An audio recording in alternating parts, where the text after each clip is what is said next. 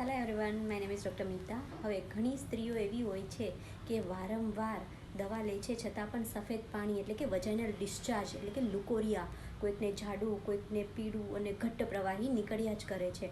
ઘણા લોકોને એ નોર્મલ પણ એવી રીતે હોય છે કે લોકો જ્યારે ટાઈમમાં એટલે કે માસિકમાં આવવાના હોય, એમની ડેટ હોય, મેન્સ્ટ્રુઅલ ડેટ હોય, એના 4 થી 5 દિવસ પહેલાં કોઈકને પડતું હોય છે, જે ઘણું સાધારણ બાબત છે. પરંતુ ઘણી સ્ત્રીઓ એવી હોય છે કે જેને કન્ટિન્યુઅસ આવું પાણી પડ્યા જ કરે છે. એના લીધે એ લોકોને કમર પણ દુખે છે અને પેશાબની જગ્યાએથી ખરાબ વાસ પણ આવે છે. તો તમે એવું શું કરો કે તમારે દવા પણ ના લેવી પડે, અને તમે જો લાંબા સમયથી એના માટે દવા લેતા હોય, ઘણી બધી ક્રીમ પણ લગાવતા હશો તો પણ તમને સારું ના થતું હોય, તો તમારે આ એક ઘરગથ્થુ ઉપયોગ કરવા જેવો છે, જે હું તમને આજે કહેવા જઈ રહી છું. તો એના માટે તમારે માત્ર ને માત્ર લેવાની છે 1 ચમચી જેટલી સૂકી મેથી, અને કે ફેનુગ્રીક જે સૂકી મેથી આવે છે, 1 ચમચી જેટલી લઈ લો અને એનો પાવડર એટલે કે ભૂક્કો કરી લો. હવે જો તમને ડાયાબિટીસ ન હોય તો જ તમારે તેમાં અડધી ચમચી જેટલો જે ગોળનો ભૂક્કો હોય છે મિક્સ કરી દેવાનો છે, અને તમારે અડધી ચમચી જેટલું ગાયનું ઘી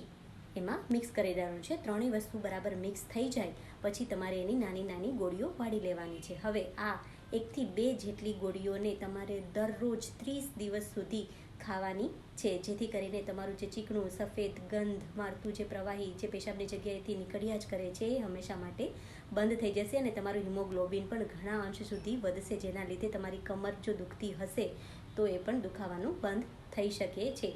જો તમે આ પ્રયોગ 30 દિવસ સુધી કરશો તો તમને આનાથી 100% રાહત થઈ જશે અને તમારે દવા લેવાની કે કોઈ પણ ક્રીમ લગાવવાની જરૂર પણ નહીં પડે. જો તમને ડાયાબિટીસ હોય તો ગોળ તમારે સ્કીપ કરી દેવાનો છે, માત્ર ગાયનું ઘી અને જે આપણું ફેનુગ્રીક એટલે કે મેથીનો ભૂક્કો છે એની બરાબર ગોળીઓ વાળી લેવાની છે, અને એ જ ગોળીઓનો તમારે ઉપયોગ કરવાનો છે ફ્રેન્ડ્સ.